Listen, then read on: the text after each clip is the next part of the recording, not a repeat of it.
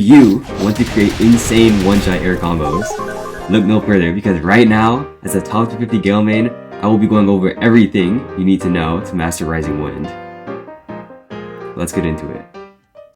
Alright, so first things first, let's talk about the compatible mantra modifiers. The mantra modifiers that work on Rising Wind are Perfect and Crystal Lenses, Aeon and Eternal Logstones, and Vibrant Gems. Beginning with Perfect and Crystal Lenses, I honestly expected nothing to change with Rising Wind, since throughout all my Deepwoken playtime, I've never heard of anyone using mantra modifiers on Rising Wind. However, if you look closely at this comparison between base Rising Wind and Perfect Lens modified Rising Wind, you can see that with the Perfect Lenses, Rising Wind lunges you slightly more forward before the initial hit than no modifiers Rising Wind. Now, whether or not this small movement forward is going to make a difference or not, I'm not sure, but if you like using the Dancing Steps talent, maybe try this out. As for the Logstones and Vibrant Gems, it is unknown what impact they may have on Rising Wind. As far as I can tell, the mantras seem to function exactly the same way as without modifiers. Because of this, I would advise not to use Logstones or Vibrant Gems, since it's not worth the extra ether cost for virtually zero benefit. A new section that I'll be adding to the series is which deep gem you should be using on the mantra. To get straight to the point, I recommend using a Bloodless Gem on Rising Wind. Sustain is really important in fights, so having a Bloodless Gem will be very beneficial on a high damaging mantra like Rising Wind. Wayward, Blue, and Blessed Gems are unnecessary on this mantra, and in my opinion, the benefit of healing from Bloodless Gems outweighs the benefits from the speed boost of Wind Gems and the wind-up reduction from Insignia Gems. For these reasons, I recommend that you stick to the iconic Bloodless Gem. Moving on to the talent, or rather singular talent, that you can get for Rising Wind, we have Reverse Gale Kick. Without a doubt, Reverse Gale Kick is an S tier talent, and if you are running Rising Wind, you need to get Reverse Gale Kick. Normally, if you land Rising Wind from the ground, your opponent gets launched high into the air, effectively ending your combo. However, with Reverse Gale Kick, instead of launching your opponent in the air, if you press F after landing Rising Wind, there will be a follow-up kick, which impales your opponent into the ground, sticking them in place and removing their ability to roll. This allows for extremely difficult to avoid combo extensions, which I'll get into more in the combo section later in this video. But for now, just know that the talent for Rising Wind, Reverse Gale Kick, is a talent that you absolutely need to grab if you plan on using Rising Wind. Now, in this section, I'd like to talk about some unique mechanics to Rising Wind that you should know about. One important thing that everyone who uses Rising Wind should know is that Rising Wind behaves differently in uppercuts compared to when used off the ground. For example, when you use Rising Wind normally off the ground, you can choose to either launch your opponent into the air or pin them on the ground using Reverse Gale Kick. However, neither of these options are available in an uppercut. Instead, if you land Rising Wind on an opponent after uppercutting them, they remain floating in the air right in front of you, in a pretty comfortable position for you to create more combos. If you've ever seen people get those long uppercut Rising Wind air combos, this is a significant part of the reason for why those are able to occur. Something else you might want to know is that you get iframes during the hit portion of Rising Wind. This protects you from getting punished hard for using it during ganks, or if you didn't have the iframes, you'd be vulnerable during the attack.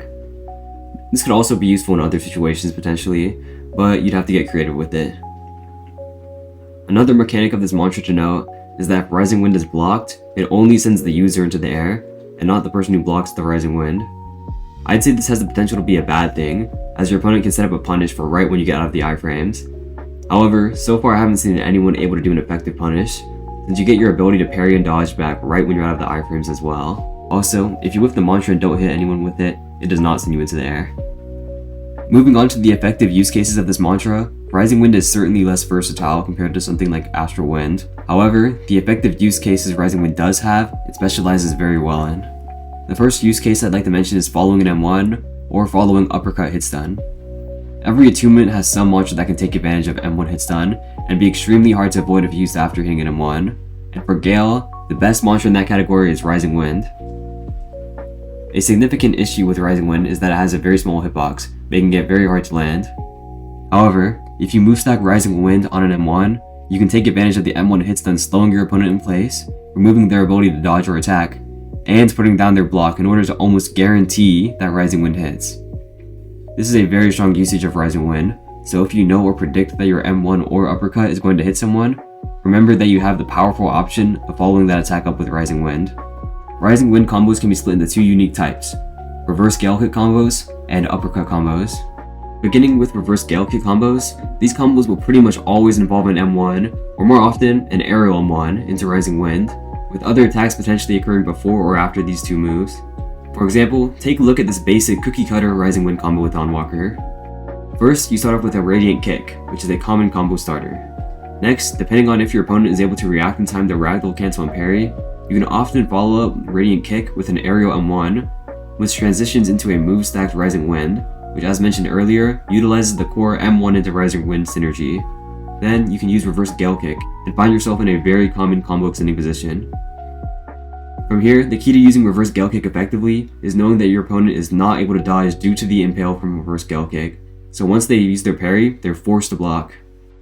So pretty much, all you have to do is feint to get them to waste their parry, and then they're forced to block, which you can take advantage of in various ways. It doesn't have to be a fancy block bypass like I did in this clip here. A simple feint in the Champion's Roll Throw often does the trick.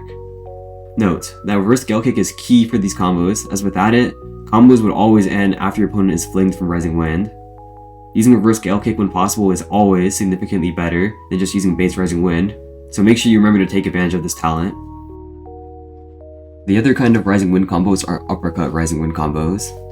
Since these combos rely on uppercuts, it's important to know that the amount of value you will get from these is quite weapon dependent.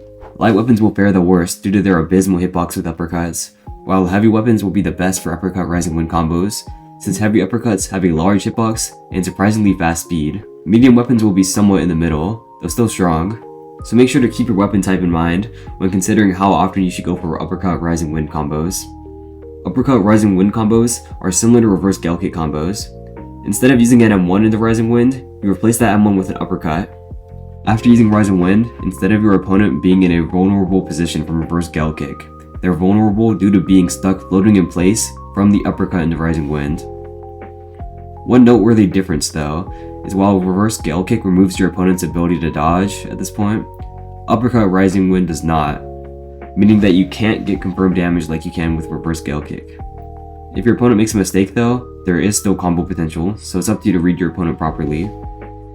Moving on to the drawbacks, one major one that you will notice if you use this mantra a lot is that it's practically impossible to hit someone without applying hit stun first. This mantra has a very small hitbox, and while its windup is somewhat quick, it's certainly reactable without move stacking. This results in a significantly decreased amount of variety in Rising Wind's use cases, since you're pretty much forced to land an M1 or uppercut before you are able to hit someone with this mantra. Another drawback is that the actual damaging part of this attack is quite slow. If you're in the middle of a combo, this gives your opponent time to calm down and reset. This is further helped by the fact that both their parry and dodge will definitely be off cooldown by the time Rising Wind finishes its barrage, weakening the mantra innately. Also, one last drawback.